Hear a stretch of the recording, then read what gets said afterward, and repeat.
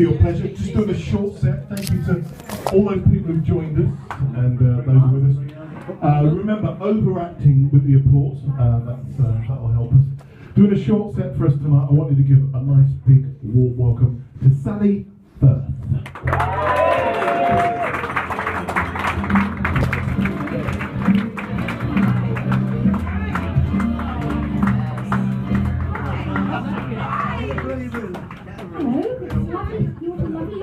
I'm really pleased to be here, but I just have to tell you something before I start. My name's Sally, and I'm a stand-in comedian, not a stand-up comedian. My son Johnny's a stand-up comedian, and he was meant to be here tonight, but he can't make it. He's got food poisoning, so I thought I'd take his place. Thank you. I've got a lot of time on my hands since the Samaritans asked me to leave.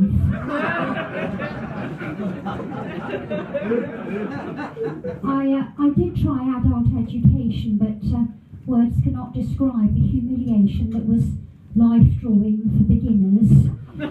I know they say a bad workman blames his tools, but there are some images not even a 6B pencil can capture. After that, I had a brief foray into politics. I formed my own party, the Ruislip Reactionaries, and I stood against Boris Johnson in the last election. He's done well, hasn't he? and then there was the first aid training, but I can't talk about that until after the court case. So I've brought Johnny's notebook along, and I'm going to try and do his act, if that's okay. Right, the first thing he's written in his book is virginity. Well, as he's not here, I think I can tell you, he was quite late to losing his virginity.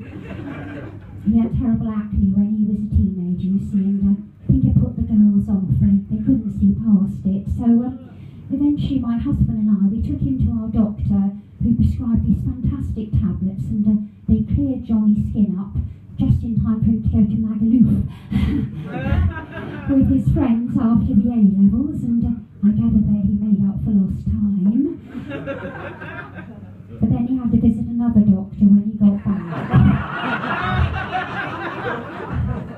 You all seem so lovely. I think I can share something quite personal with you. I was quite late losing my virginity as well. I was 20. And that's because I wanted the first one to be special, and he was. He had special requirements.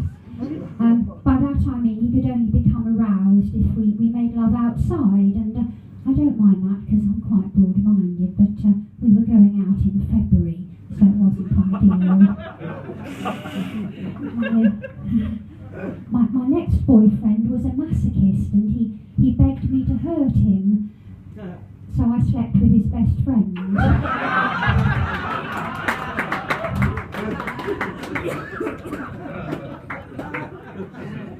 He said that wasn't what he meant.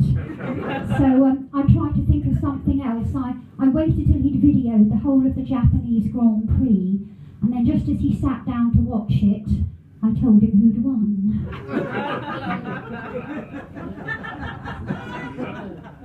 I think one of the other reasons I didn't have sex when I was a teenager was my mother said to me that the way to a man's heart is through his stomach, and I'm not very good in the kitchen.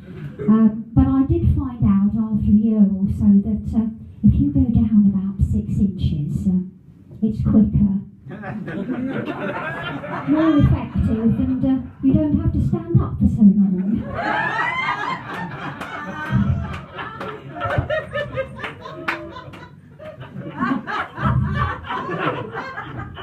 Another thing my mother used to say if she saw an ugly person walking down the road was, well, he can't help what he looks like, but he could stay indoors.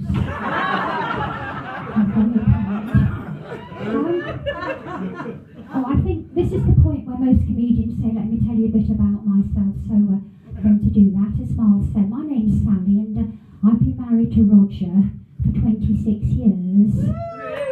Thank you. Does seem longer though. Some of you will know when you've been with the same person for a long time, things can get a little stale in the sex department. And I know that, but I was still quite upset when Roger said to me the other day, "You're boring in bed. Why don't you ever surprise me? Dress up or something." So the next day when he got home from work, I did surprise him. I was wearing his mother's clothes.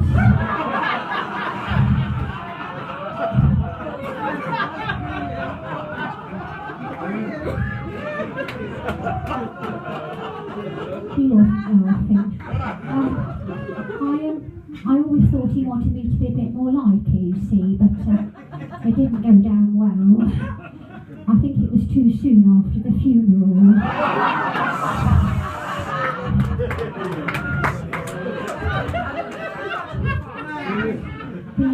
The CPR came in quite handy though.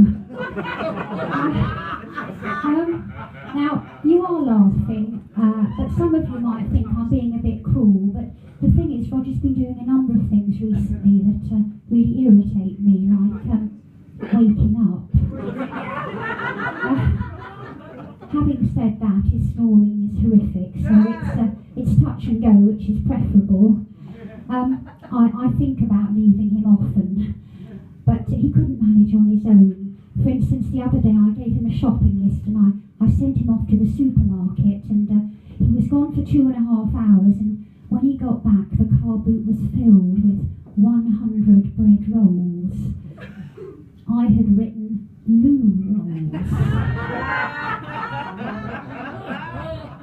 So of course then I had to get back in the car and go back to Tesco's to do the shopping. And when I was there I needed to use the loo, and I was very surprised to find that there was a condom machine in the ladies at Tesco. I know, you're surprised, aren't you? You thought I shopped at Waitrose. Anyway, back to the notebook. Tinder. No idea what that is. Oh, weed. Oh, I do know what that is. In my day, and some of you might remember this, we used to call it dope. Now, I don't smoke, so I can't inhale, but I did have a boyfriend who gave me some dope in a cake once, and I ate this cake, and I went straight to sleep. But when I woke up, my boyfriend was watching the Muppets on television, and he was roaring with laughter. I joined in, and that's when I knew I was high, because the Muppets are rubbish, aren't they?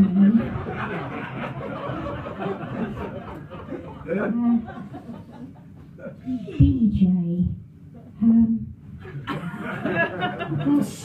When I first saw this, I thought he meant Boris Johnson, because he doesn't like him, and then I thought, well, it could be bungee jumping, because that's one of his hobbies, and then I realised what he meant.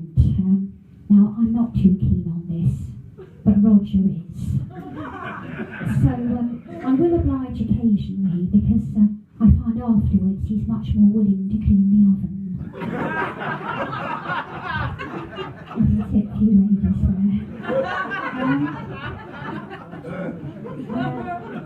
Sex. Now it says sex.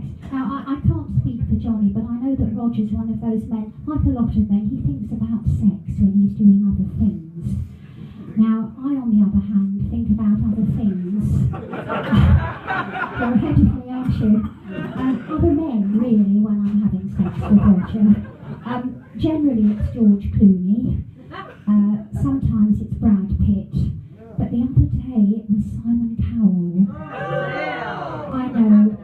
I know, absolutely. Look, in my defence, I mean, it was completely involuntary, and I put it down to the combination of a bad curry and Roger's new underpants. I do my best not to overstimulate Roger, and to that end I only serve him decaffeinated coffee in the evenings as a precaution. But if I really want to dampen his ardour, I replace his Viagra with Senokot. In fact, before it one day. And lastly, it says here, anal. I am quite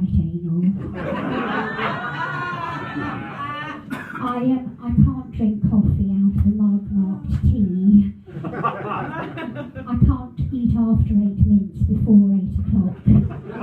And last week I had a panic attack in Tesco's when I found I only had Sainsbury's bags when I reached the checkout.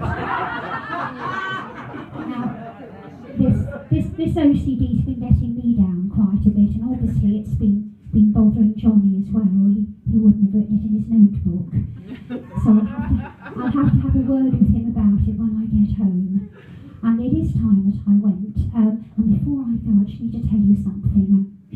Johnny doesn't actually know that I'm here. I ran into his bedroom and grabbed his notebook when he was throwing up in the bathroom. At least I think he was throwing up. He could have been doing something else. And I rushed here, and he doesn't know I'm here, as I said. So if you come back next month and he's doing his spot when he's better, don't let him know that you saw me. Let it be our little secret. And also, I should think by now Roger's finished cleaning the oven, so it's time to go. Thank you very much. I've been so open.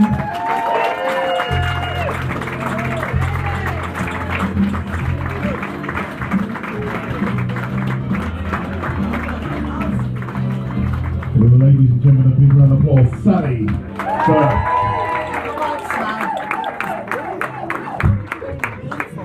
Right, listen, we're going to take another quick interval, go to the toilet, drinks, hang out to markets, we're going to buy the compare, the drink is Christmas, and then we've got a bit of playful fun. But as we go in,